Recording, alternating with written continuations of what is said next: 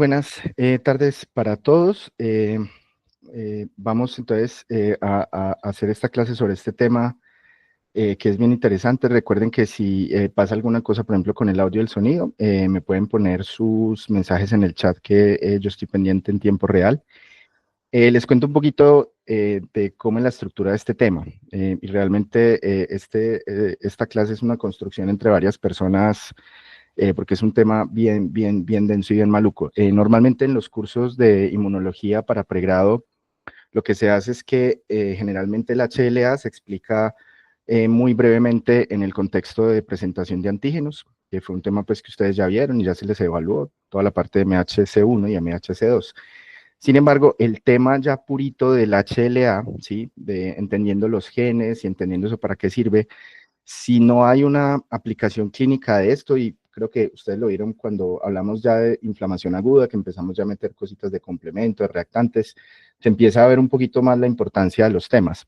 Y en este caso el HLA tiene unas implicaciones muy interesantes porque precisamente ha sido uno de los temas de inmunología que permitió el desarrollo de la medicina de trasplantes. Entonces, es paradójico que para entender un tema que es súper básico, vamos a abordar algunas de los problemas clínicos más complejos de la medicina contemporánea, como son los trasplantes. Pero reflexionando mucho acerca de este tema, pues realmente entender algunas cositas de esa parte realmente hace que esto sea lógico y entendible. También hablaremos de algunas cosas de genoma humano y de inmunidad de pandemias. Bueno, entonces, recuerden ustedes que realmente los antígenos que pueden reconocer los linfocitos T, pues básicamente son antígenos proteicos, ¿cierto? Debido a que estos antígenos están restringidos al complejo mayor de histocompatibilidad, solamente pueden ser pequeñas cadenas de aminoácidos, que eso ya ustedes lo vieron en la clase de presentación de antígenos. Entonces, la mayoría entonces de estos antígenos van a ser antígenos peptídicos y van a estar unidos a moléculas del complejo mayor de histocompatibilidad de estas células presentadoras de antígenos. Este tema también nos va a permitir abordar un tema muy interesante y lo básico que ustedes deben saber, que es cómo se hacen los linfocitos en los órganos linfoides primarios, en médula ósea y en especial los T en el timo, para poder diferenciar lo propio de lo ajeno y no reaccionar frente a lo propio, que ese es uno de los temas más importantes en trasplante. Entonces también nos va a permitir entender un poquito el tema del desarrollo de los linfocitos. Entonces, esto es lo que ustedes van a ver en toda la literatura que dice, no, estos antígenos están restringidos al complejo mayor de histocompatibilidad. Recuerden que las proteínas del complejo mayor de histocompatibilidad van a estar determinadas por los genes que están en el HLA, ¿sí? Que son los antígenos leucocitarios humanos. Entonces, HLA son los genes, MHC son las proteínas que tienen las células presentadoras de antígeno y otras células, como veremos, y los antígenos que se presentan van a ser antígenos proteicos restringidos al complejo mayor de histocompatibilidad. Entonces, mucho cuidado con esta imagen porque va a ser clave en todo lo que vamos a discutir, especialmente en el tema de trasplantes. Entonces, acá lo que vemos en rojo, este es el receptor, ¿sí? El receptor de la célula T. Recuerden que tenemos células T CD8 y células T CD4. Las células T CD4 lo que van a hacer es reconocer los antígenos presentados por las células presentadoras de antígenos profesionales para que ellas cuando reaccionen frente a ese antígeno van a favorecer una respuesta inmune que vaya dirigido a el tipo de patógeno o el tipo de amenaza que está enfrentando el cuerpo. Entonces ya el linfocito T es el que, gracias a esa interacción entre el complejo mayor de histocompatibilidad de la célula presentadora de antígeno y ese linfocito T, va a seleccionar cuál debe ser la respuesta que se debe favorecer, si anticuerpos, inmunidad celular, inmunidad de mucosas, o en ciertos casos, por ejemplo, lo que hacen los linfocitos T reguladores, de llevar a la tolerancia, por ejemplo, de autoantígenos. La selección de estas respuestas se va a dar por un tema que se llaman los coestimuladores, que van a ser unas moléculas aparte de todo este receptor de célula T y del complejo mayor de histocompatibilidad, que es lo que va a permitir que se dé la señal entre la célula presentadora antígeno y el linfocito T para tomar la decisión de cuál es la vía que se va a activar.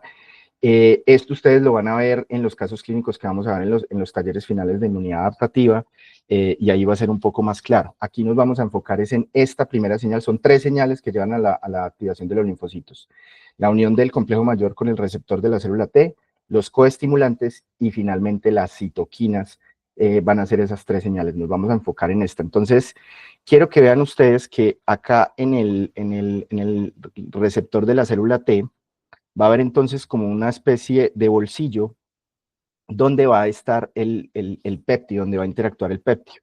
Entonces, ¿qué pasa? Las moléculas del complejo mayor de histocompatibilidad, sean 1 o 2, van a tener entonces esta hendidura que ustedes ven acá, que es el bolsillo, donde se va a pegar ese fragmento de aminoácidos que va a corresponder al antígeno.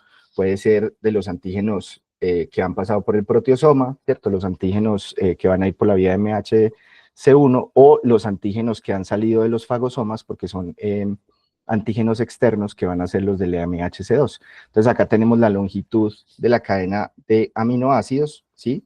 Esta longitud de la cadena de aminoácidos va a estar fija dependiendo de la molécula, y quiero que observen ustedes acá que la interacción entre el receptor y el complejo mayor de histocompatibilidad se va a dar por lo menos en 3 aspectos. Se va a dar en unos sitios de unión donde el receptor del complejo mayor de histocompatibilidad va a interactuar directamente con el receptor de la célula T, y va a haber otra interacción que va a ser la interacción entre el MHC, el péptido y finalmente este receptor de la célula T. Esta parte del receptor de la célula T es lo que se logra con la variabilidad de cada uno de los linfocitos. Acuérdense que cada linfocito T reordena su receptor con base en la hipermutación somática que ya hacen los linfocitos ya maduros, y por eso el linfocito T que logre responder, que logre hacer esta interacción que básicamente parece como una llave en una cerradura, y reconozca este antígeno, esto es lo que va a estar en contacto con él, este es el linfocito, y solamente esa clona que se va a expandir clonalmente para eliminar ese antígeno, o sea, para orquestar las acciones del sistema inmune. En el caso de los linfocitos CD4 o los linfocitos CD8, irá a los tejidos a encontrar las células que en el complejo mayor de histocompatibilidad tipo 1 están exhibiendo ese antígeno que queremos eliminar. Acá entonces, esta parte de la interacción que es sin el antígeno, aquí es donde están algunas de las partes más polimórficas. Cuando hablamos de polimórfico, estamos hablando que son las partes que son muy diferentes entre una persona y otra, y esas interacciones entre el complejo mayor de histocompatibilidad de uno con el receptor de células T de sus propios linfocitos, esto está extremadamente regulado en el proceso de maduración y de selección de los linfocitos, para que no hayan dificultades en esta interacción. ¿Por qué les digo esto ya de entrada? Porque cuando se encuentra una célula T de una persona con una célula presentadora de antígeno de otra persona, esta interacción, que debe ser tan buena como la llave en una cerradura, ustedes han visto que cuando uno va a tratar de meter una llave rara no funciona, puede hacer que la respuesta de ese linfocito T sea completamente anómala, y esto lleva entonces a todos los problemas, por ejemplo, de rechazo de trasplantes. Entonces, brevemente, porque esta parte pues de estructural es súper bioquímica y súper mamona, pero vamos a puntualizar algunas cositas interesantes, hablar un poquito de la estructura. Entonces, estas moléculas MHC son proteínas de membrana. Acuérdense que esto siempre se expresa en la membrana. Están situadas en las células presentadoras de antígenos, pero también las podemos encontrar en muchas otras células. Acuérdense, el MHC1 se presenta en todas las células nucleadas, y esto hace entonces de que la posibilidad de que un linfocito T interactúe con una célula pues se puede dar a muchos niveles.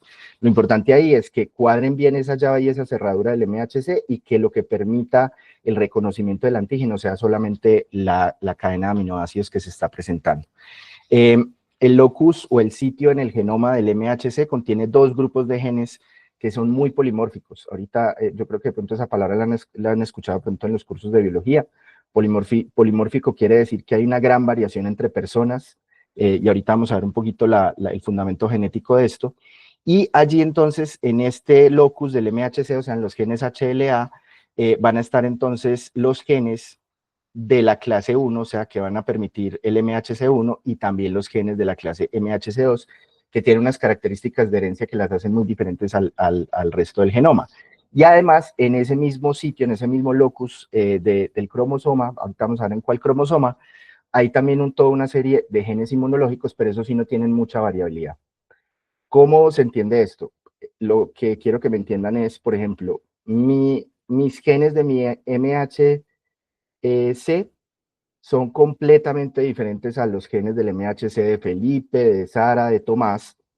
Esos genes son muy polimórficos entre personas, pero los otros genes que están ahí en ese mismo locus, que pueden ser, por ejemplo, genes de ciertas citoquinas, esos genes son muy parecidos entre todos, o sea, la evolución del humano ha hecho de que esas citoquinas siempre sean igualitas, mientras que los genes MHC, que son los encargados de montar los péptidos que van a permitir las respuestas inmunes, deben ser los más variables posibles para permitir la sobrevivencia de la especie frente a una pandemia. Ya les tiré como el primer detalle evolutivo que ya vamos a explorar con un poquito más de profundidad. Listo. Entonces, otro punto súper importante de la genética del MHC, del complejo mayor de histocompatibilidad, que es producto de los genes HLA, es que se expresan de forma codominante. Acuérdense que hay unos genes, por ejemplo, que uno expresa del papá y unos genes que expresa de la mamá, y por eso uno en unas cosas se parece al papá y en otras se parece a la mamá. Eso pues es genética mendeliana básica. Pero ¿qué pasa con los genes MHC?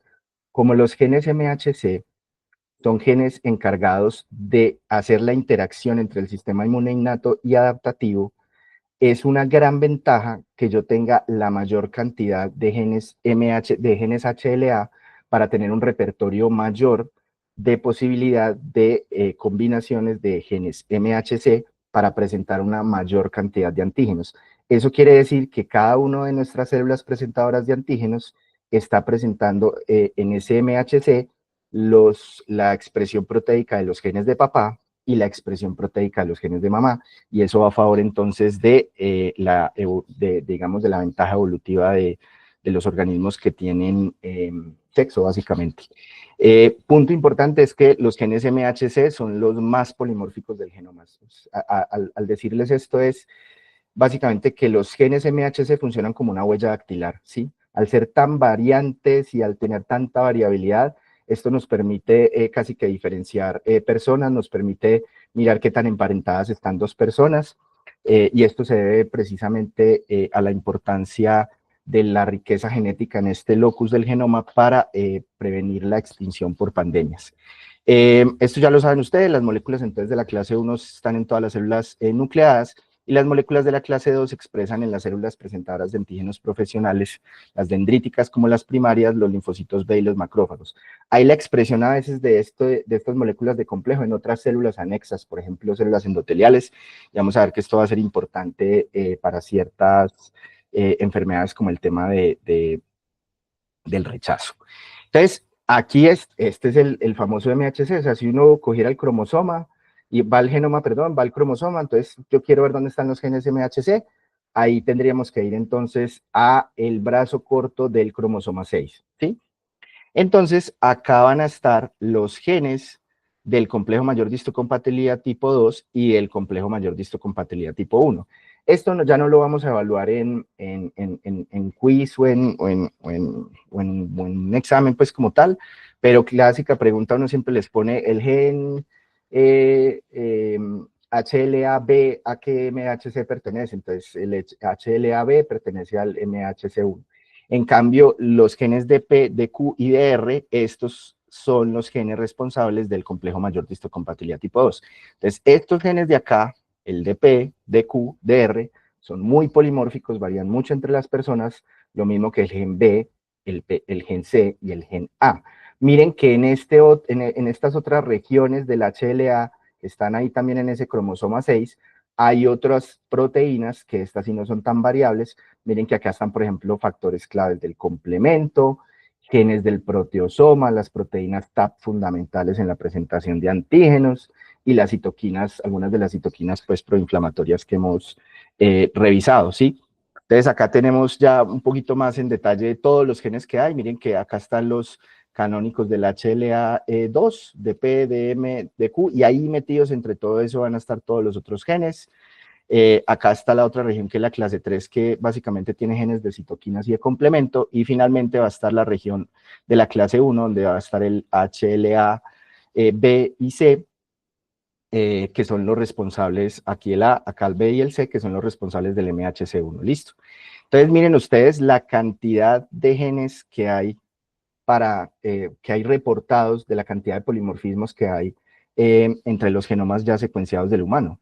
¿Cuántas versiones, por ejemplo, de un TNF-alfa hay? Pueden ser 10, 20, pero miren que para los alelos, o sea, las diferentes versiones de estos genes, tenemos entonces 3.000 versiones distintas, y me imagino que esa lista es mucho más extensa porque este dato es un poquito viejito, y así ustedes van entendiendo entonces que cada ser humano básicamente tiene un juego de cartas distinto en lo que respecta a estos genes HLA. La pregunta del millón de dólares es por qué se necesita esa variación, y eso ya lo vamos a ver. Y para los genes MHC1, para los genes del HLA1, tenemos una variación todavía más salvaje, de hasta 10.000 alelos, o sea, 10.000 versiones distintas para estos genes HLA A, B y C. La razón es esta: yo creo que algunos se están viendo la serie, jugaron el videojuego. Si no han hecho ninguna de las anteriores, les recomiendo los dos. Bueno, la serie ya ha ido como perdiendo un poquito de fuerza, y eso si quieren lo discutimos cuando nos veamos para hacer los talleres, pero el juego es espectacular, es un clásico, y creo que uno de los puntos centrales para los que no conocen el juego es: hay una pandemia zombie, esa pandemia zombie es producida por un hongo que es capaz de infectar el sistema nervioso central. Al infectar el sistema nervioso central hace que la gente se comporte como zombies, que pues lo típico que hemos visto en todos los videojuegos y en todas las películas de ese género. Y pues básicamente lo que estamos viendo ahí es simplemente una representación artística de un fenómeno que podría llevar a la extinción del ser humano, que es una pandemia, ¿sí? Eso lo vamos a ver muy chévere el semestre entrante cuando hablemos ya de microbiología y de pandemias, pero en términos generales estamos hablando de un patógeno, póngale el nombre que quiera, hongo, virus, bacteria o parásito, que es capaz de eliminar una gran cantidad de individuos de una especie, hasta el punto de que colapsa su población y lleva a la extinción de la especie. Entonces, los organismos que son unicelulares y que no tienen sexo están muy enfrentados a desaparecer por una pandemia, ¿sí? Les pongo un ejemplo muy sencillo y muy bobo: el famoso banano. El banano, la variedad Cavendish en particular, es básicamente, cada banano es un clon de una mata. El banano no se reproduce vía sexo en la naturaleza, en los cultivos, sino que simplemente es clon, clon, clon, clon, clon. Entonces los genomas son extremadamente parecidos, y obviamente los genes de respuesta inmune, las plantas también tienen respuesta inmune, esos genes son tan parecidos que si un patógeno, perdón, es capaz de evadir las respuestas inmunes de esa clona, pues básicamente va a estar eliminando la vasta mayoría de la población. Entonces, en el juego y en la serie de Last of Us, gira en torno al hecho de que esta niña, Ellie, quien simplemente es alguien que le encargaron a cuidar al otro protagonista, que es Joel, ella tiene la característica, y por eso la tienen que llevar a cierto sitio donde se va a tratar de desarrollar una cura. No voy a spoilear nada a partir de eso, pero miren ustedes esto: ella fue mordida por uno de estos zombies que tienen ese patógeno fúngico, y ella, como todo el resto de seres humanos, debió haberse simplemente convertido o enfermado y haber muerto. Ella resulta siendo resistente. Ella es el único ser humano, por lo menos en el universo de la serie y del juego, que es resistente a los efectos de este patógeno.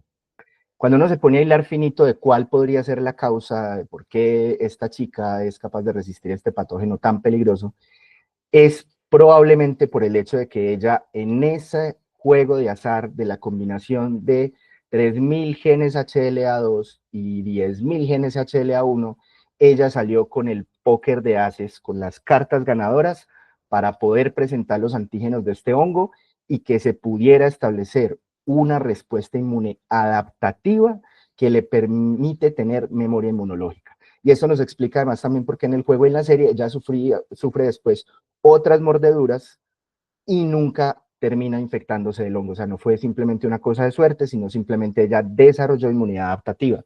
Esa es, damas y caballeros, la razón por la cual los seres humanos tenemos los genes más polimórficos en esas proteínas MHC. ¿Por qué? Porque uno siempre está pensando en inmunidad adaptativa, uno siempre está pensando en los linfocitos, que son los chachos, que son los campeones, pero realmente el primer paso para que se dé bien la inmunidad adaptativa es que usted tenga un gen, una proteína MHC que tenga los polimorfismos necesarios, o sea, que tenga la variabilidad necesaria para que ese péptido inmunodominante de ese virus, de esa bacteria, de ese hongo, de ese parásito, pueda acoplarse a ese MHC y que cuando interactúe con algún linfocito que también por puro azar aleatorio genético logra hacer esa conexión en esos sitios de unión que yo les mostré y logra hacer como esa llave dentro de esa cerradura, ahí se abre entonces la puerta para una respuesta inmune que sea completa contra ese microorganismo. Entonces, acá citando lo del libro precisamente de Abbas, los polimorfismos del MHC han evolucionado porque garantizan que la población humana va a ser capaz de lidiar con virtualmente una diversidad ilimitada de posibles microorganismos y va a estar protegida frente a la pérdida de vida devastadora que podría ocurrir en el contexto de enfermedades infecciosas emergentes que lleven a una pandemia total. La pandemia más fea que hemos tenido ha sido, pues, que tengamos memoria, ¿no? Ha sido la peste bubónica. En Europa el promedio de mortalidad fue del más o menos 30-50%, pero cuando uno ya ve datos un poquito más profundos y avanzados, hubo algunas regiones del mundo, perdón, de Europa, que murió el 99 o 100% de la población, pero siempre van a haber esos pocos favorecidos que tienen esas cartas MHC que le permiten entonces hacer la respuesta inmunitaria frente a ese patógeno. Lo mismo ocurrió en América Latina cuando llegaron los españoles con la viruela. Eso lo veremos entonces en la clase de microbiología. Pero bueno, esto puede ser muy especulativo. ¿Cuáles son las pruebas de esto? Es un artículo muy interesante publicado en la revista Nature, y este fue uno de los primeros grandes estudios que hizo el Centro de Investigación en Bioinformática, BIOS, hablando precisamente de cómo ha sido todo el proceso de creación del genoma humano por todos esos procesos de colonización, de conquista, de llegada de personas de diferentes partes del mundo. Entonces, en este estudio precisamente va a mirar esa parte de la mezcla genética. Nosotros los latinoamericanos no somos un resumen de toda la humanidad, si somos honestos, y si eso ha tenido que ver con la capacidad de adaptación del humano a ciertas situaciones como, por ejemplo, las enfermedades infecciosas. Entonces acá vemos, estos son los cromosomas de algunos de los pacientes que secuenciaron, los 22 pares de cromosomas, no se tienen en cuenta en este caso los cromosomas sexuales, y vemos, estos son diferentes individuos y vemos precisamente cuál es la ancestría de cada una de las regiones del genoma. Entonces todo lo que sea azul es africano, todo lo que sea rojo es indioamericano, indígena americano, y finalmente la parte de color naranja va a ser la ancestría europea. Entonces miren ustedes que estos son genomas de paisas, de gente de Medellín. Miren que por más que usted tenga los ojitos azules y todo eso, uno tiene todos los genes de todas partes que nos han llegado acá, ¿sí? Y miren que se ve muy interesante cómo hay unas regiones que son fuertemente africanas, unas regiones son fuertemente indígenas, otras son fuertemente caucásicas europeas. Y lo importante acá para tener presente es esto, ¿sí?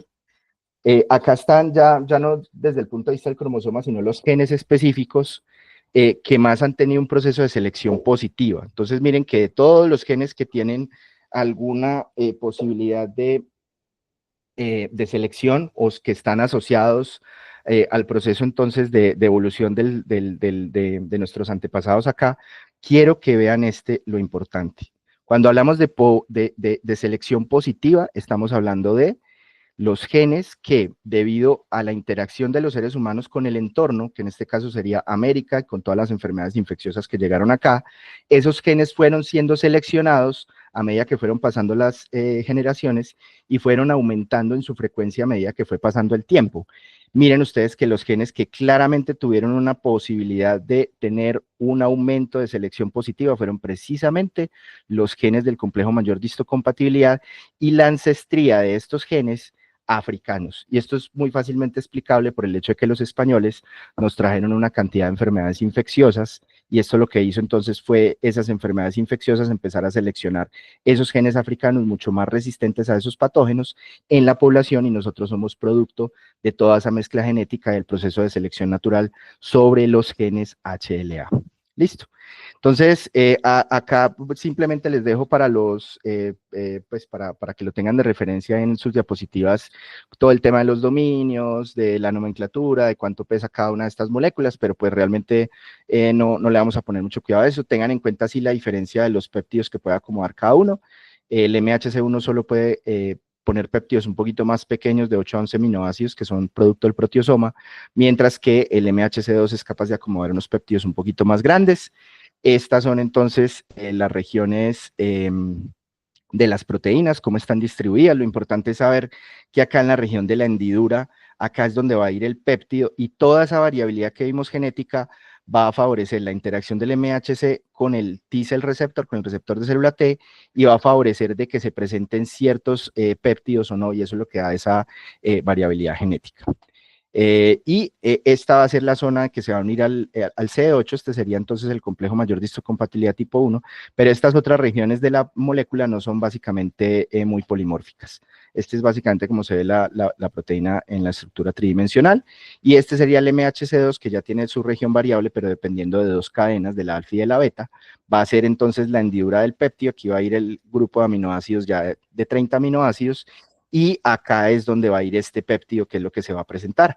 En el caso de los microorganismos van a ser pedacitos de patógeno, proteínas de patógeno, procesadas en los fagosomas, pero en el caso de los trasplantes van a ser péptidos de esa persona que nos donó ese órgano. O incluso, que eso es lo que creo que les va a parecer muy interesante, las mismas moléculas del complejo mayor de histocompatibilidad del donante terminan presentándose como los antígenos más peligrosos para el receptor. Esta es la estructura de la molécula. Bueno, vamos a adelantar un poquito en esto. Entonces recuerden que el rollo con esto es que muchas veces las proteínas, ustedes saben que una proteína es una cadena de aminoácidos, pero esa cadena de aminoácidos luego requiere un postprocesamiento o posttraducción, perdón, que sean todos los complejos de endomembrana para hacer que esa proteína quede plegada de una forma que sea útil.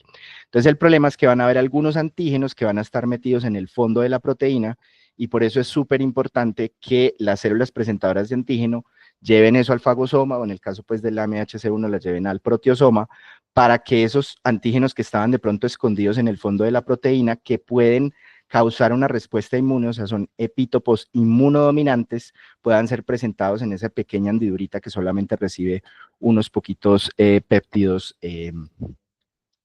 unos poquitos aminoácidos en esa presentación de antígenos. Entonces, hasta ahí uno dice, bueno, sí, muy interesante, muy chévere lo de las pandemias, pero ¿cuál es la aplicación clínica de esta vaina? ¿Listo? Y es importante ver eso porque usted dirá, uy, profe, pero ¿por qué nos va a enseñar una cosa que es de cuarto nivel de atención? Por el hecho de que cada vez vamos a tener más trasplantes, y si ustedes han de pronto puesto cuidado por ahí en noticias médicas, ya estamos hablando de xenotransplantes, o sea, trasplantes básicamente de cerdo con antígenos humanizados, y esto va a ser totalmente una revolución, y obviamente esos órganos, si bien van a ser compatibles, vamos a ver cada vez más pacientes trasplantados y se van a dar indudablemente fenómenos de rechazo. Entonces, ¿qué es un trasplante? Es trasladar un órgano, tejido o un conjunto de células de una persona, que de ahora en adelante lo vamos a denominar el donante, a otra persona que va a ser el receptor, o bien una parte de un cuerpo a otra en un mismo paciente.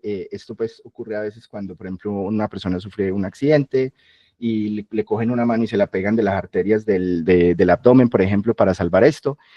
También pueden haber algunos trasplantes que se ponen en algunas partes anómalas del cuerpo, no donde deberían ir, y ya estamos hablando también de trasplantes regionales, como trasplantes enteros de brazo, de cara, que implican muchos tejidos. Entonces, básicamente todos los trasplantes, y vamos a hablar un par de cositas de cada uno de ellos, van a estar definidos por dos tipos de trasplantes. Los trasplantes de órgano sólido, que estos trasplantes de órgano sólido, ustedes ya saben, riñón, hígado, corazón, pulmón, intestino, páncreas, entre otros tejidos pues menores, y los trasplantes de precursores de células hematopoyéticas, que estos se utilizan básicamente para enfermedades hematológicas.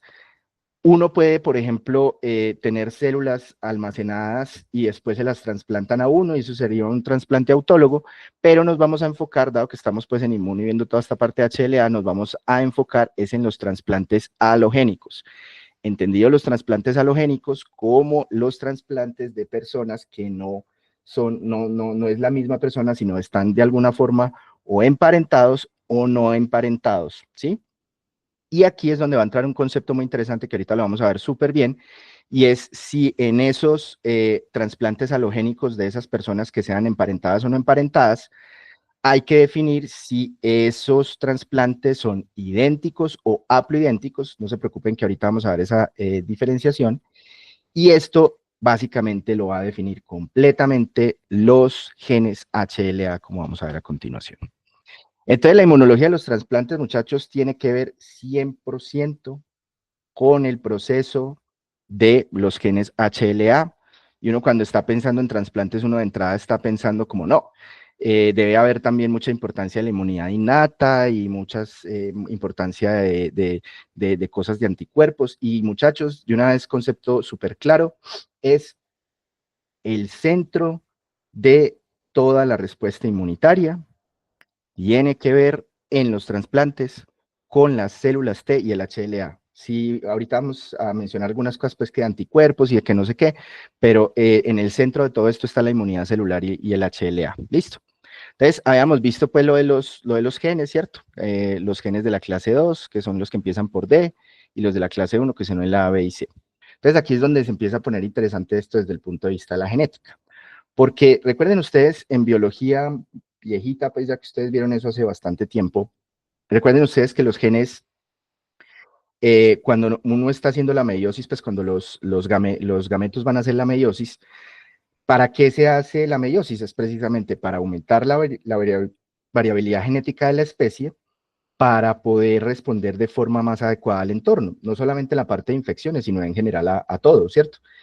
¿Qué pasa? Que cuando se hace ese apareamiento de cromosomas, los genes, uno cuando ya finalmente queda el gameto que se va a unir con el gameto de la otra persona para formar a ese ser vivo nuevo, cuando se está haciendo ese emparejamiento de los cromosomas, va a haber una recombinación de genes. Entonces, el gameto haploide va a quedar con este gen de la mamá, este gen del papá, este gen de la mamá, este de la mamá, este del papá, ¿sí? ¿Qué pasa con los genes HLA? Los genes HLA no se transfieren de esa forma, se transfieren de forma distinta, ¿sí?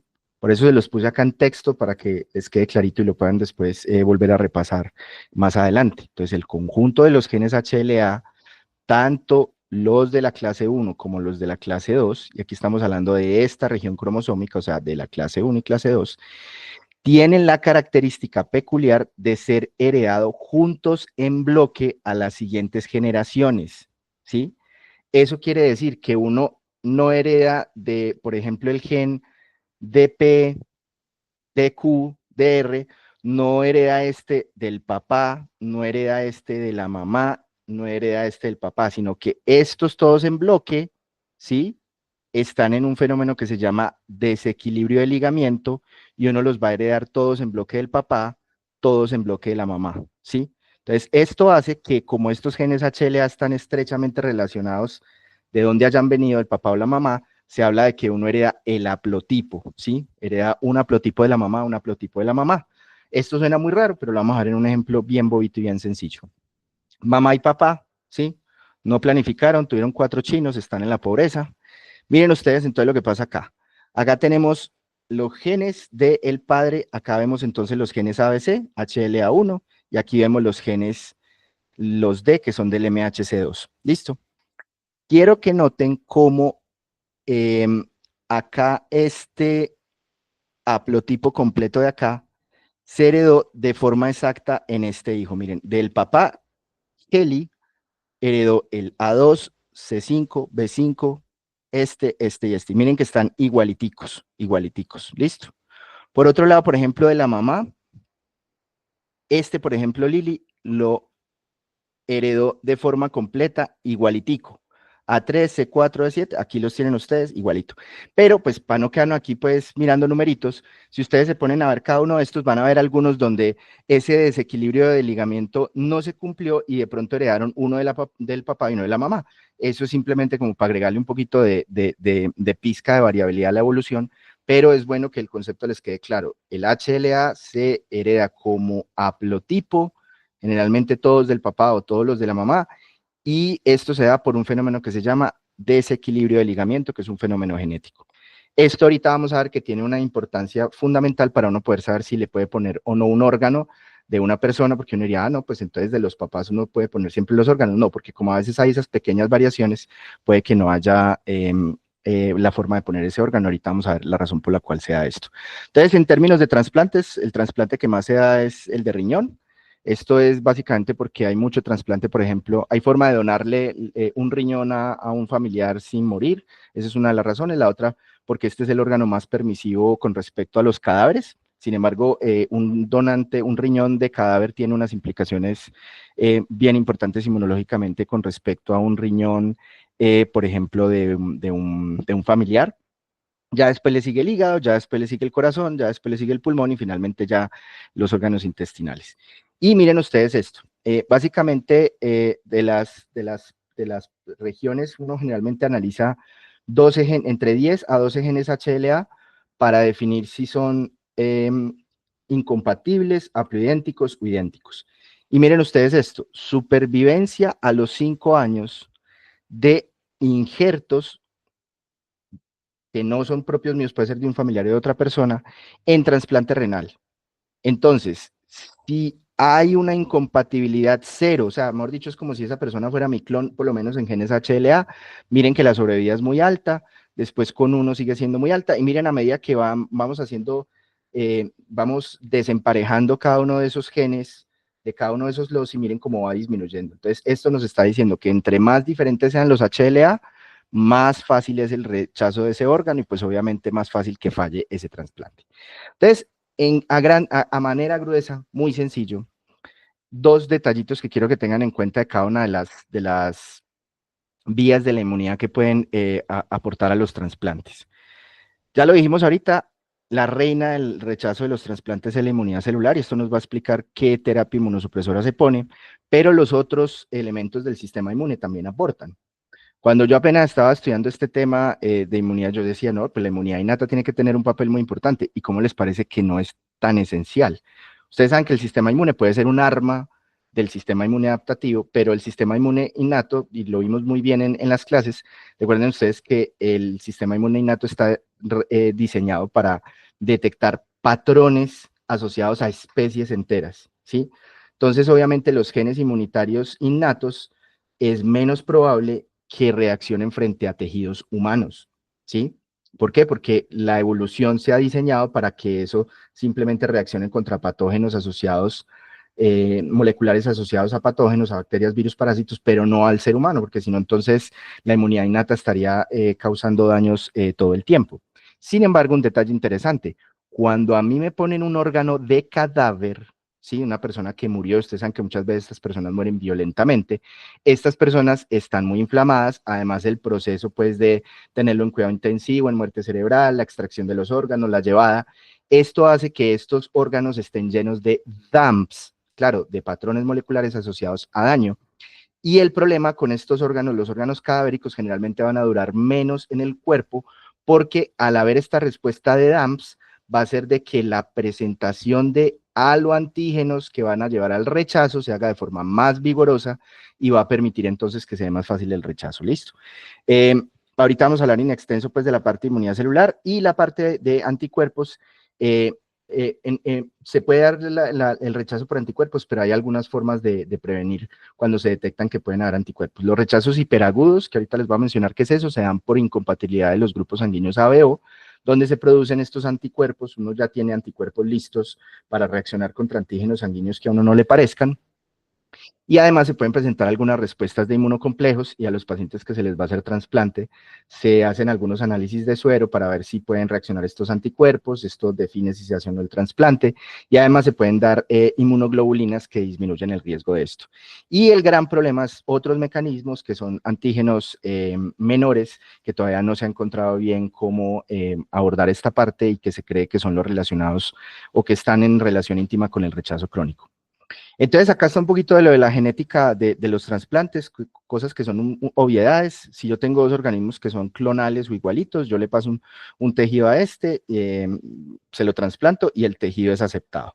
Si yo en cambio cojo un organismo donde ese MHC es muy diferente, ¿sí? Lo que hablamos de que es incompatible, yo le pongo este tejido a este ratoncito y me lo va a rechazar. Y miren lo que pasa acá. Lo que hicieron fue que reprodujeron estos dos ratones, ¿sí? Entonces, el ratón hijo, si recibe alguno de los tejidos, esto es válido para los dos, si recibe el tejido de la madre o recibe el tejido del padre, no hay lío porque miren que este ratoncito ya dentro de su genoma había reconocido el tejido café. Entonces, este órgano va a pegar y no va a ser rechazado. Ojo, este no es que no sea rechazado, va a tener un poquito más de rechazo que este, pero no va a ser rechazado de una, ¿sí? Y miren lo que pasa en cambio si yo cojo uno de los hijos y lo que hago es hacer una donación al padre. El problema es que ese tejido va a venir con los genes MHC de la madre y obviamente para él esto es completamente extraño, va a ser como en este caso y va a terminar rechazando el tejido. Entonces, por eso es que se tiene que analizar cuál es el MHC, tanto del donante como del receptor, para poder estimar el riesgo de ese rechazo.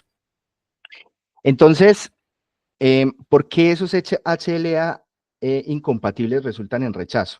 Y aquí precisamente vamos a explicar un detallito muy interesante que les va a servir mucho para Pato, que es cómo se da el proceso de entrenamiento, maduración y eliminación de linfocitos autorreactivos. Entonces, esto va a ocurrir en los órganos linfáticos primarios. ¿Cuáles son esos? El timo para los linfocitos T y el bone marrow, o sea, la médula ósea para los linfocitos B, ¿sí? Entonces, cuando estamos en el órgano primario, lo que va a ocurrir es que se va a hacer un proceso de presentación de autoantígenos, que es esto que estamos viendo acá, ¿sí? Entonces, esto solamente ocurre en el timo, esto no puede pasar en ningún otro lado, si esto pasara en otro lado sería desastroso, y es que allí hay unas células epiteliales tímicas que hagan de cuenta que es como una célula dendrítica, que lo que va a hacer es que va a coger en el MHC, ¿sí? Y va a empezar a presentar puros antígenos del cuerpo, de todo el cuerpo, antígenos de glándulas, antígenos del cerebro, antígenos del corazón, todo ese proceso, sí, todos los antígenos los va a estar presentes, ¿sí? Entonces imagínense lo peligroso porque son los antígenos propios. Entonces, lo que va a hacer cada uno de estos, de estas células tímicas es que va a presentarle esto a los linfocitos y cuando un linfocito T reacciona frente a esto, va a ocurrir una de dos cosas. En la mayoría de situaciones le va a decir, no, si yo lo suelto a usted acá del timo, usted me va a ir a hacer daño, ¿sí? Es como que fuera una persona pues que va a salir de la universidad y no sabe que va a hacer daño, entonces no se gradúa, ¿sí? Pues obviamente en la universidad no les hace apoptosis, pero en el timo sí, estas células finalmente terminan eliminándose porque si la mutación somática de este receptor reacciona frente a este antígeno que se puede presentar en un fenómeno inflamatorio, pues va a terminar haciendo autoinmunidad. La otra vía que puede ocurrir, que esto es no muy bien entendido, es que este linfocito dice, listo, yo voy a ser más bien garante de paz. Y lo que va a hacer es que este linfocito se va a ir y cuando le presenten el antígeno, ese antígeno que fue presentado allí en el timo, cuando una célula presentadora de antígeno le presente antígeno a este linfocito T, como es un Treg, o sea, un linfocito T regulador, lo que va a hacer es que va a secretar interleuquina 10 y le va a decir a esa célula dendrítica, vamos a calmarnos, que pereza una artritis. Listo. Entonces, esto es lo que va ocurriendo todo el tiempo en el timo y eso es lo que ocurre durante la maduración lo de la maduración de los linfocitos. ¿Qué pasa entonces? Que esta proteína aire, que es la que va a permitir presentar toda esa serie de antígenos propios, va a presentar en cantidades industriales el HLA-D1, ¿sí? O sea, van a ver células presentadoras de antígenos que van a tener pedacitos de ese HLA y le van a decir al linfocito T, muéstreme a ver si usted reacciona frente a esto. ¿Qué pasa entonces? Que los linfocitos T de nosotros en el timo están súper entrenados para dos cosas. Uno, para no reaccionar frente a complejos mayores de histocompatibilidad pelados que no tengan ningún péptido, y 2, para no reaccionar frente a pedacitos de complejo mayor de histocompatibilidad presentados por células presentadoras de antígenos que puedan establecer respuestas inmunitarias. Entonces, uno está blindado contra su HLA, pero entonces llega el trasplante. Entonces, ¿qué pasa en el trasplante? Aquí me perdonan que se los puse en texto para que esto lo pudieran tener más adelante. Entonces, ¿qué pasa cuando a uno le ponen unas moléculas MHC halógenas extrañas? Entonces, ¿qué pasa? Se calcula que entre el 1 a 10% de todos los linfocitos T del individuo receptor, el que va a recibir ese órgano, van a reconocer directamente y van a reaccionar a una molécula de MHC halógena, o sea, del donante, en esa célula, pues, que va a estar allí de ese donante. Quiero que estimen esto en términos de números.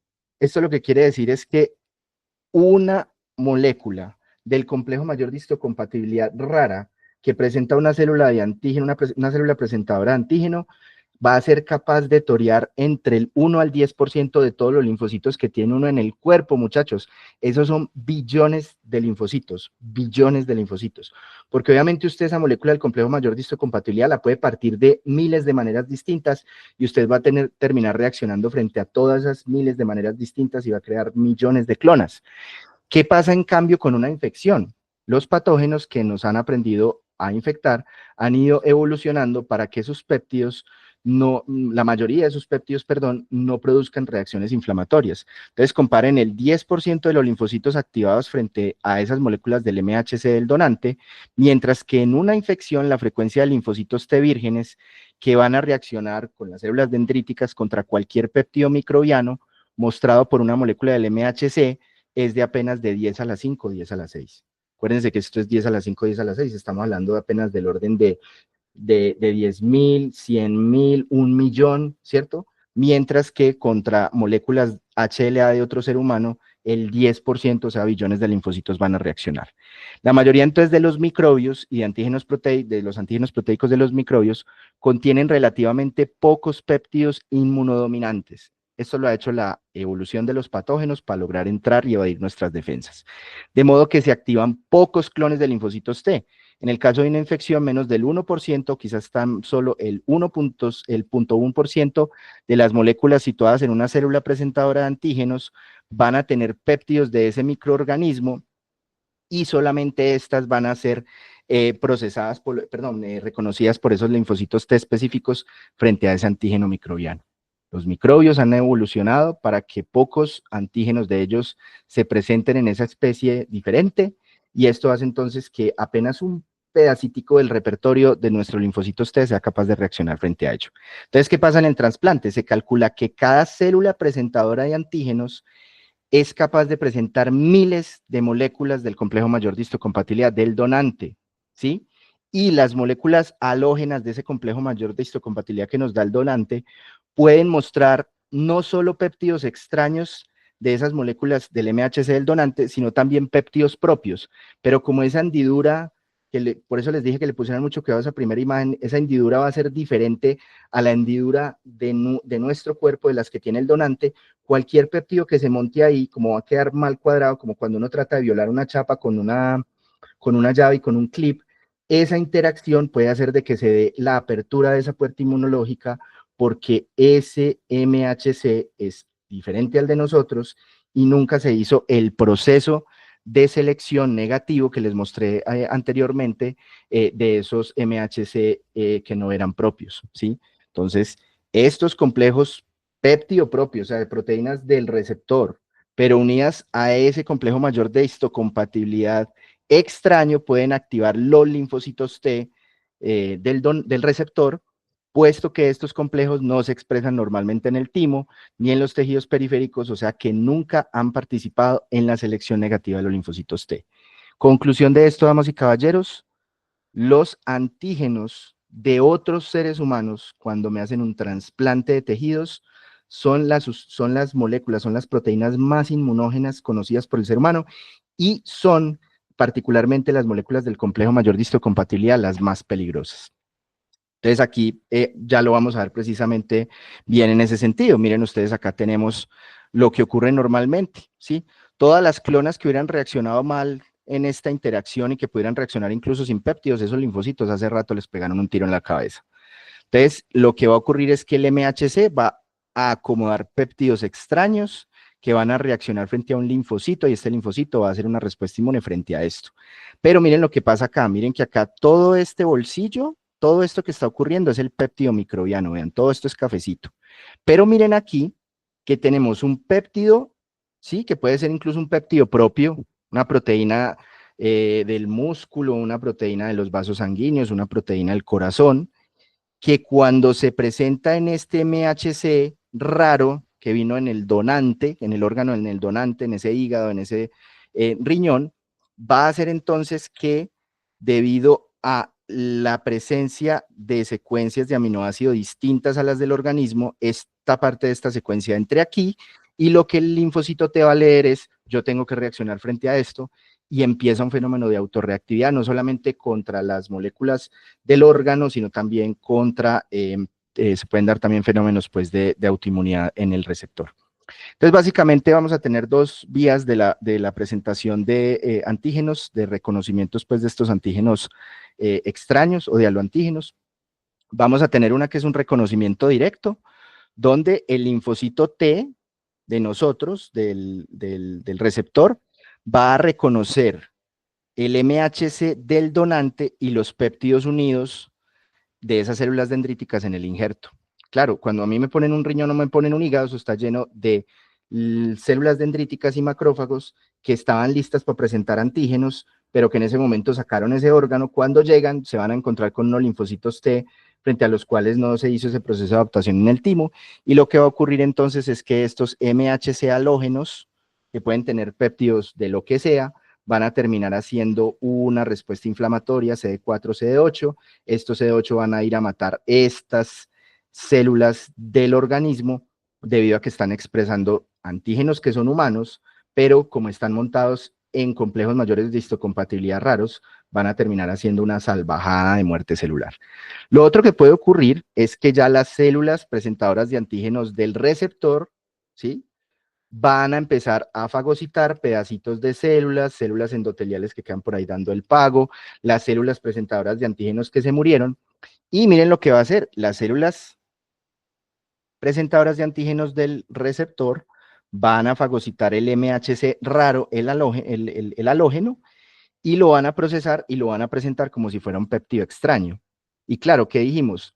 El proceso de selección negativa de los linfocitos en el timo está diseñado para evitar reaccionar frente a MHC 1 y 2 propios, pero no contra el de otro ser humano. Y aquí es donde viene entonces el problema. Entre más diferente sea el MHC, más importante va a ser la respuesta inmune, y aquí vamos a tener también toda la cascada de eventos. De esos linfocitos T van incluso a haber respuestas entonces de linfocitos de anticuerpos, y además van a ver las respuestas celulares, y ahí se da entonces el daño del tejido. Entonces, primero se arranca con la sensibilización, sea directa o indirecta, por la presencia de las células presentadoras de antígeno del donante, o ya después el procesamiento de los HLA extraños por las células presentadoras de antígenos del receptor, y se da ya la sinapsis inmunológica en los ganglios, y finalmente ya quedan entonces esos linfocitos T, CD4 y CD8 listos para ir a hacer todos los procesos de rechazo de los órganos. Entonces tenemos básicamente como 3 o 4 tipos de rechazos, que es muy sencilla la cosa. Está el rechazo hiperagudo, esto ya casi no se da, porque esto se daba cuando se trataban de poner órganos de personas que no tenían el mismo tipo sanguíneo. Eso es una de las primeras barreras. O sea, no se le puede poner, si usted es sangre tipo A, a usted no le pueden poner un órgano tipo B, y si se le intenta de poner, hay que hacer unos procesos pues muy complejos que no vamos a entrar en detalles, pero en general eso es un red flag, no se puede poner ese órgano acá. Porque ¿qué es lo que ocurre? Esos antígenos A, B, O de la sangre también están expresados en las células endoteliales, y todos nosotros tenemos anticuerpos contra el grupo sanguíneo que no somos. Entonces, los que tenemos entonces antígeno A, tienen anticuerpos contra el B, los que tienen el antígeno B tienen anticuerpos contra el A. Entonces, cuando usted le pone en un grupo sanguíneo distinto, esos anticuerpos están listicos para detectar cuando entra sangre rara y cosas raras. Entonces, claro, esos anticuerpos se pegan a esos antígenos endoteliales, fijan el complemento por la vía clásica y eso lo que lleva es a un daño endotelial, la inflamación y trombosis, y eso produce una necrosis isquémica irreversible del tejido y se perdió todo el proceso del trasplante. Esto, como les digo, ya cada vez se ve menos. Y el rechazo celular agudo, que es el más importante dentro de los rechazos agudos que ya se dan, pues porque ya el hiperagudo casi no se da, es por lo que les expliqué yo ahorita, las células parenquimatosas están entonces presentando antígenos de ese donante que son extraños. Va a haber entonces todo el proceso de presentación de estas células raras, ya, con antígenos raros y con MHC raros a esos linfocitos T, y estos linfocitos T van a hacer entonces la secreción de citoquinas que va a llevar entonces a todos los procesos inflamatorios.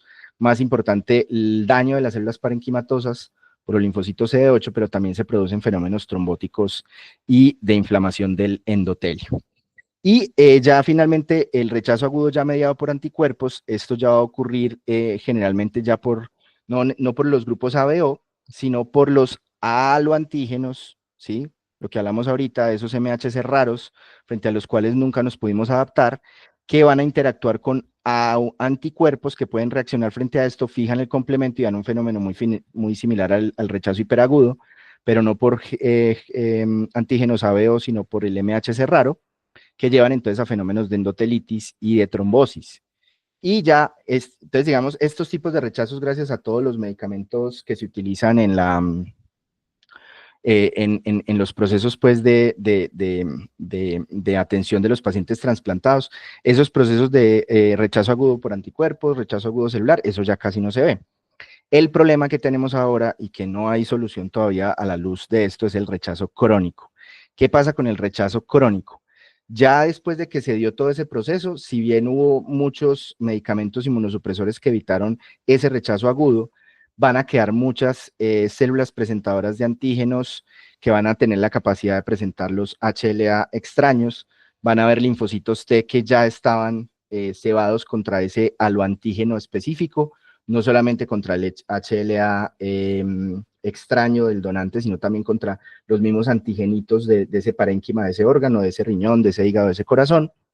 Y lo que va a ocurrir entonces es que a medida que se van presentando estos antígenos, particularmente en las células endoteliales, en las células de músculo liso, se va haciendo ya un fenómeno de inflamación crónica. Y si ustedes han visto, todos yo creo que tenemos por lo menos un familiar que tiene artritis o que tiene lupus, eso por simplemente dar inmunosupresores no se reduce la inflamación crónica. La inflamación crónica ya es un fenómeno más recalcitrante, más difícil, y esto lleva entonces a fenómenos que se ven en enfermedades autoinmunes como una reacción inflamatoria crónica en la pared.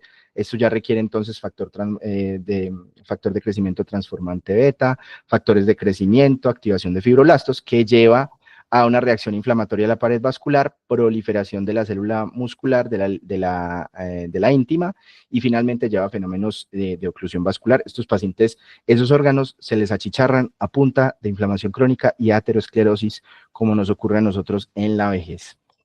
Pero obviamente pues pasa por un fenómeno muy acelerado. Entonces, si ustedes, los que han puesto atención hasta ahora, se han dado cuenta como, pues madre, aquí lo que importa es, si al inicio habían DAMPs, porque era un rechazo cadavérico, producir una gran inflamación para que no se dé más presentación de antígenos, que me va a llevar a más problemas. Y lo más central de todo es, si esos linfocitos de nosotros reaccionan de forma tan severa contra los HLA de ese órgano donante, o sea, los antígenos humanos son los más peligrosos, quiere decir que toda la modulación de la inmunidad debe recaer sobre los linfocitos, ¿sí? Entonces, a los pacientes, para prevenirles el rechazo, la inmunosupresión se da entonces, comienza habitualmente en los receptores de aloinjertos con la combinación de fármacos en el momento del trasplante que en el momento del trasplante, que lo que tienen que hacer es una gran inmunosupresión en las fases iniciales para evitar todos esos fenómenos que hablamos de rechazo agudo. ¿Listo?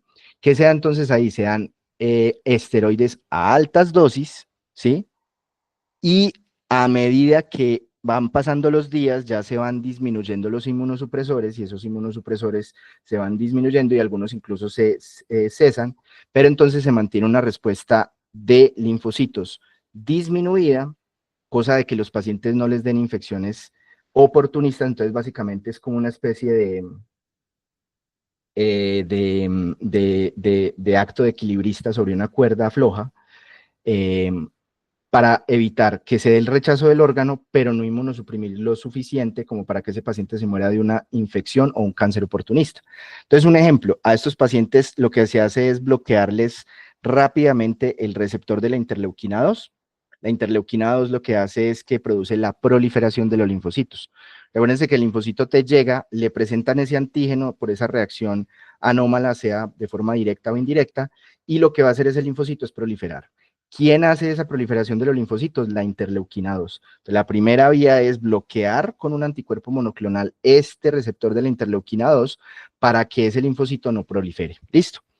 Y ya lo que se va a hacer entonces es que se van a dar dosis altas de corticosteroides, que eso obviamente va a producir inmunosupresión, y se van a dar otros medicamentos que van a bloquear esas vías de señalización, y ya finalmente se van a mantener unos niveles más bajos de esas moléculas de señalización, de esos bloqueantes de moléculas de señalización, y mantener los esteroides lo más bajos posibles, y en algunos casos incluso a los pacientes se les pueden quitar. Entonces, ¿qué pasa con los eventos inmunológicos? Entonces, al inicio se les pueden poner anticuerpos para bloquear la interleuquina 2, pero después lo que se hace con esos pacientes ya en esas semanas a meses o incluso años es tratar de bloquear diferentes vías de esto.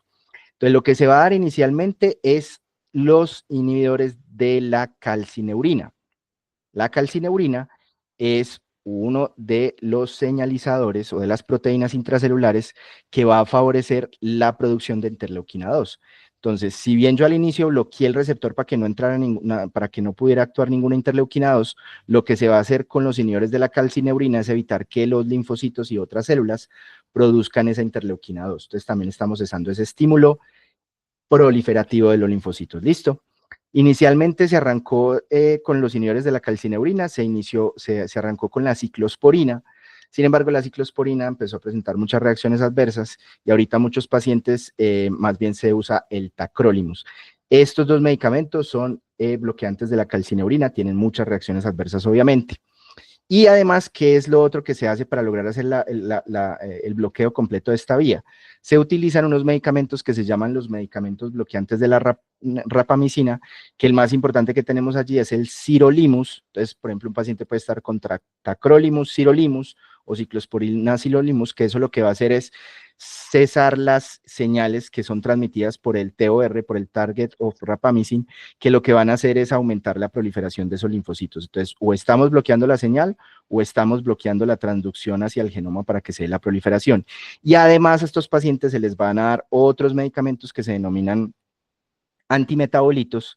El más importante que se utiliza en trasplantes es el micofelonato, que lo que va a hacer es disminuir la síntesis de purinas, debido a que los linfocitos dentro de las precursores que necesitan para hacer ADN, además que son células de un altísimo recambio, utilizan generalmente más purinas que las otras células, y esto hace entonces que podamos bloquear entonces esa proliferación y que sea un poco más específica.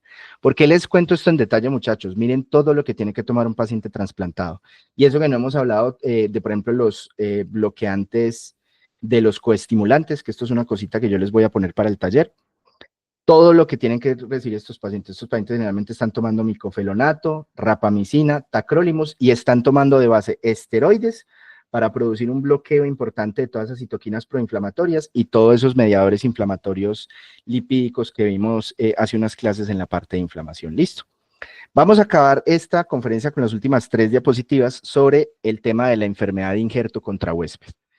Y esto es muy interesante porque lean bien lo que dice ahí, enfermedad de injerto contra huésped, porque hasta ahora lo que hablamos y que vimos en el tema del rechazo era, a mí me metieron un órgano raro y mi sistema inmune frita ese órgano, fin. Pero ¿qué pasa cuando usted le meten es un sistema inmune diferente? Si bien usted puede también rechazar el órgano y destruir esa médula ósea nueva, el problema de esa médula ósea que produce linfocitos y que produce monocitos y que produce eosinófilos y neutrófilos y todo eso, es que esa misma médula lo puede empezar a atacar a usted. Entonces, por eso es interesante este tema. Esto fue el primer Ateneo del doctor Juan David Salazar. Algunos de ustedes ya lo conocen por las revisiones de Gram y por la actividad que hicimos en Silmaril. Este es uno de los temas que más le apasiona a Juan David, la intersección entre la infectología y la hematología, y creo que este tema pues es muy interesante por eso. Entonces, vamos a ver brevemente qué es el H, pues la enfermedad de injerto contra huésped, a qué se debe esto, y vamos a ver las diferencias clínicas, porque es muy interesante ver cómo hay una enfermedad de injerto contra huésped que es aguda y otra que es crónica y tiene vías inmunológicas distintas y muy interesantes. ¿Qué es entonces la definición del H? Es un fenómeno inmunológico adverso y una respuesta inmunológica exagerada, donde las células inmunes trasplantadas de un donante no idéntico, o sea, el injerto, que es esa médula ósea que recibe el paciente, van a reconocer al receptor del trasplante, o sea, al hospedador, al receptor, como algo extraño. Y esto entonces se va a dar una respuesta inflamatoria de ese trasplante contra la persona que lo recibió. Los trasplantes de células hematopoyéticas que están indicadas en las enfermedades más graves de la hematología, como es por ejemplo las leucemias agudas, pues obviamente han venido en aumento gracias al desarrollo de fármacos que bloquean todas estas respuestas inmunes que hablamos. El problema es que aparte de que se logra que los pacientes logren aceptar el trasplante, queda el reto de que ese trasplante termine haciendo problemas a ese receptor. Voy a adelantar esto rápidamente.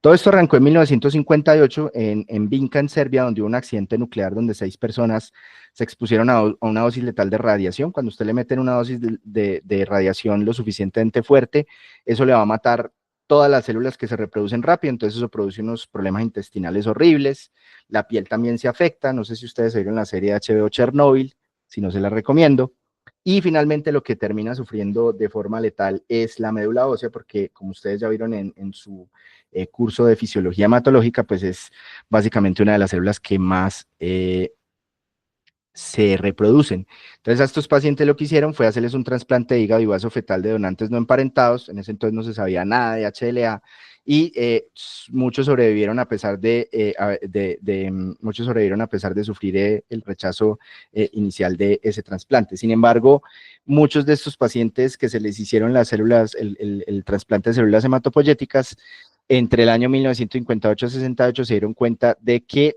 no estaban funcionando y que esos injertos lo que estaban haciendo era que estaban atacando a las personas que recibían esos injertos. Entonces, eso nos explica por qué el número de trasplantes disminuyó tanto a mitades de los 60, casi para desaparecer, y después de 1968 en adelante, cuando ya se empezó a entender mucho más del HLA y de la inmunología, volvieron otra vez a hacerse estos trasplantes, porque es muchas veces el único tratamiento que se le puede dar a un paciente con una leucemia gravísima. ¿Listo? Entonces, esto es muy sencillo. Uno cree pues que uno le abren una tronera acá en la cresta ilíaca y le meten allá un cirujano las médulas, las células. No, eso es un procedimiento que en lo operativo es muy sencillo, pero en lo inmunológico es muy complejo. Lo que se hace es que se cogen las células madre pues del donante. Ese donante puede ser un familiar o una persona externa. Estos entonces se llevan a un laboratorio súper especializado donde lo que se hacen es que se procesan estas células, se eliminan todas las células que no se sirven y se dejan solo las células madre que se van a utilizar. Listo, estas células entonces van y se guardan, se preservan pues a temperaturas bajas sin que se dañen. Y lo que se hace entonces es que a los pacientes se les va a achicharrar el sistema inmune, o sea, el receptor se le va a someter a unas dosis altísimas de radiación, se les va a poner quimioterapia para hacer lo mismo que pasó allá en Serbia, listo, que es que esa médula ósea que está llena de cáncer termine siendo eliminada para que cuando le pongamos esa médula ósea nueva a los pacientes, esa médula ósea ya asuma las funciones de hematopoiesis. ¿Cómo se pone entonces esa médula? Eso es simplemente hagan de cuenta como una bolsita de sangre. El paciente se sienta, le ponen una venoclisis, le pasan esa bolsita y esas células madres son tan interesantes que ellas solitas encuentran allá los huesos, las trabéculas y ellas solitas empiezan a crecer allá donde deben estar. Y ya entonces estas células que son reinfundidas, pues ya entonces el paciente va a tener su nueva médula ósea, pero de una persona diferente. Entonces a los pacientes se les hace entonces esa primera etapa por quimioterapia y por toda la parte pues de radioterapia, inducción y consolidación. Aquí es donde se pueden morir muy fácilmente de neutropenia y todas esas cosas. y ya finalmente se utilizan entonces, se organizan pues toda la quimioterapia citotóxica y se optimiza para que cuando ya el paciente ya esté listo para que no le vaya, para ponerle las células, se le pone entonces la infusión. Estas células van a ser los CD34, estas son estas células madre, se les pone inicialmente una profilaxis, o sea que es una inmunosupresión muy fuerte para evitar ese rechazo, y ya después se le va entonces la terapia de mantenimiento con inmunosupresores, que ya vimos algunos de esos cuáles son, y finalmente ya se le deja una terapia preventiva, que es bajarle esos inmunosupresores a dosis cada vez más bajitas, que no haya rechazo, que los tolere y que deje algo de inmunidad. Ese es como el difícil equilibrio de la medicina por trasplantes. Entonces ya habíamos visto esto, se recibe por haplotipos, y al recibir por haplotipos, entonces uno recibe bloques de genes. Usted dirá, uy, profe, ¿y esto qué implicaciones tiene en la clínica? Vamos a ver los resultados de un paciente que va a recibir el donante, va a recibir, creo que es una persona emparentada, padre o madre, le va a donar la médula ósea a uno de sus hijos que tiene leucemia. Esto pues, miren que fue relativamente reciente. Y acá tenemos entonces el paciente, y acá tenemos entonces el HLA-A, B y C, o sea, HL1, y solamente en esta prueba clínica se están analizando los HLA, DR y DQ. O sea que en total tenemos 1, 2, 3, 4, 5 locus, y tenemos entonces del donante y del paciente, tenemos entonces el haplotipo de la mamá, el haplotipo del papá. Listo. Entonces, analicemos cuántas incongruencias hay en entre el donante y el paciente. Listo. Entonces, acá vemos que en el HLA hay una incongruencia, ¿sí? Miren que acá era 2 y acá es 30.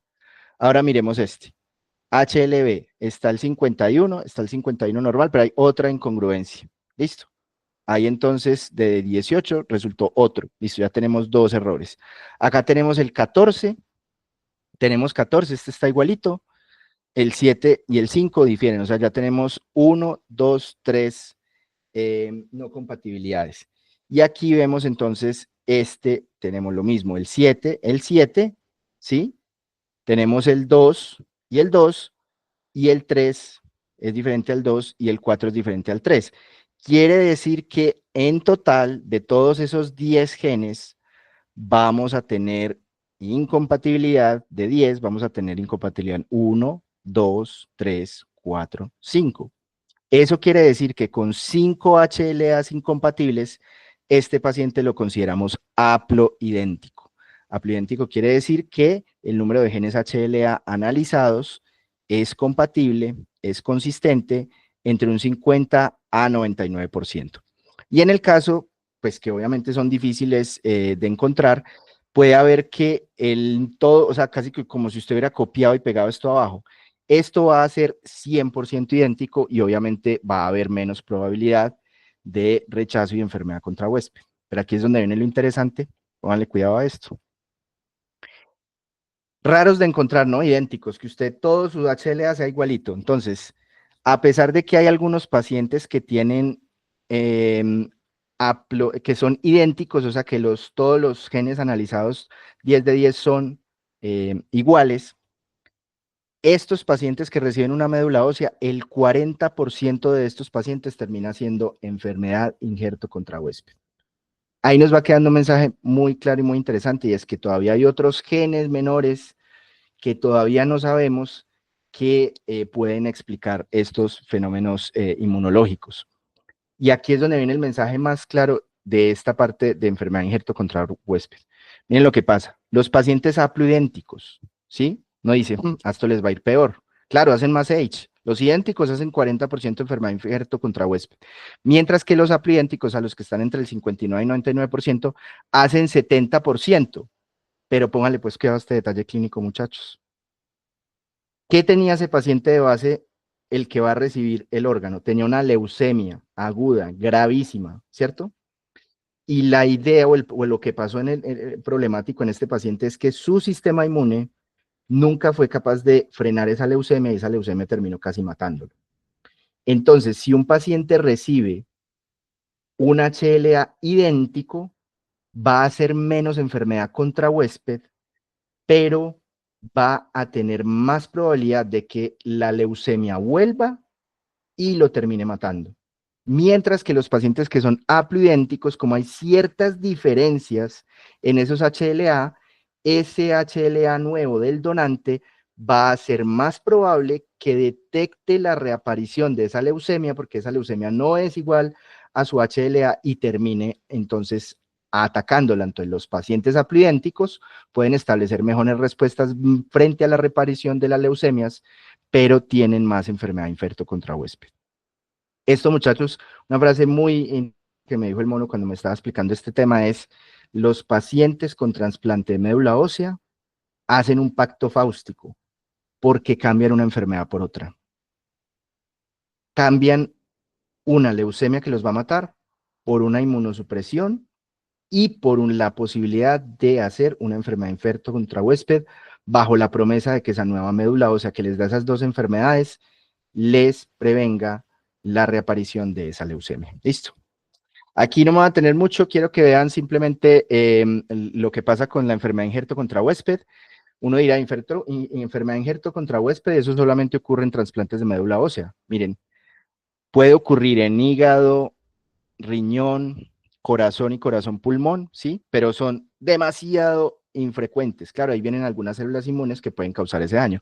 Miren, aparte de las células hematopoyéticas, paleucemias y todo eso, que sí las hace entre el 30 y 70% de los pacientes, miren ustedes cuál es el siguiente que hace en más frecuencia enfermedad injerto contra huésped, el intestino.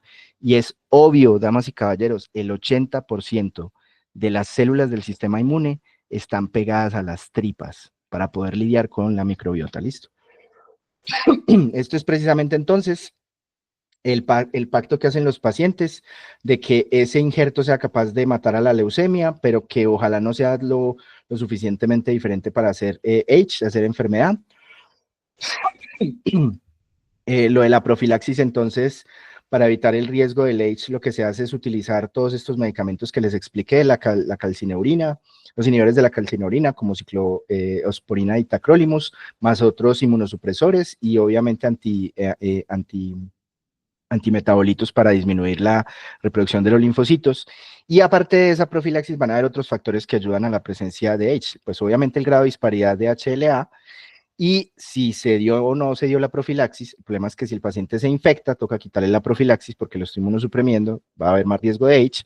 Y además otros temas como la disparidad entre sexo del donante. Obviamente entre cromosomas de hombre y mujer hay ciertas diferencias, algunas comorbilidades, edades, etcétera. Entonces les voy a mostrar la parte clínica. En la fisiopatología de la enfermedad injerto contra huésped agudo, lo que va a ocurrir es que se va a dar un aumento de presentación antigénica en células epiteliales y en células quimio y radiosensibles. Como a esos pacientes toca achicharrarles la médula ósea con quimio y con radio, y hay que hacerles una profilaxis que los inmunodeprime severamente. Lo que va a ocurrir es que si esa profilaxis no se hizo de forma adecuada, muchos PAMs y DAMs, ¿sí?, de la piel, del hígado y del tracto digestivo de la misma persona que está recibiendo el injerto, como no hay una inmunosupresión completa, va a empezar a haber una activación contra básicamente las mucosas y la biota. Eso quiere decir que esa enfermedad de injerto contra huésped aguda es básicamente por el daño, inflamación y falta de profilaxis de esos órganos que están interactuando con la biota. Y eso es precisamente lo que se ve en esta primera fase, donde lo que más se da es la inflamación por células del sistema inmune innato, neutrófilos, monocitos, y toda la parte de daño pues endotelial relacionado con el sistema inmune innato. Ya el H crónico se va a dar es más que todo por las células del sistema inmune adaptativo. Entonces en el H agudo vemos lesiones en órganos quimiosensibles, piel, intestino, hígado, pulmón. Es mediado inicialmente por células innatas y después por células T del donante. Claro, miren que aquí ya es al contrario, llegan las células T, ven antígenos, ven la mucosa inflamada y la célula T es la que empieza entonces a joder la piel, el intestino, todo eso. Y ya en el crónico ya es cualquier órgano tejido del cuerpo, no necesariamente los órganos quimiosensibles, va a haber inmunidad humoral y celular, y va a haber la producción entonces de autoanticuerpos y fibrosis. Y miren que siempre ya en estos fenómenos se da es inflamación crónica. Miren, damas y caballeros, cómo se ve una H aguda. Miren ustedes cómo se inflama la piel y esto duele como el demonio. Es una de las enfermedades más terribles que les puede dar a estos pacientes, muchachos. Es hasta mejor que lo mate en una sepsis, porque imagínense esto cómo duele, muchachos. Y estos son los linfocitos T de esa médula que le pusieron, están llegando acá a la piel, y como esa piel de pronto está afectada por la radioterapia, por múltiples fenómenos, pues, que tienen que ver con el uso de antibióticos, con infecciones o inflamaciones que tenga el paciente de base. Esas linfocitos te empiezan a ver la piel como algo extraño y se dan entonces todos estos fenómenos agudos. ¿Y qué pasa en la crónica? Miren que ya en la crónica lo que va a hacer es la afectación de órganos distantes, no las mucosas, y ya va a ser, son fenómenos fibróticos. Esto que ustedes están viendo acá, miren el daño en las encías, miren el daño en las uñas, el daño en la piel, la fibrosis pulmonar, afectación como uveitis en el ojo, miren ustedes el fenotipo de la piel, se parece mucho a una esclerosis sistémica y miren ustedes que tiene que ver con fenómenos inflamatorios crónicos que se dan en estos pacientes. Ahí vimos entonces varias cositas, muchachos, de esto. Por su paciencia, les doy las gracias y espero que esta conferencia hayan aprendido lo básico de HLA, pero espero también que les haya un poco despertado la curiosidad hacia los trasplantes y las enfermedades relacionadas con los mismos.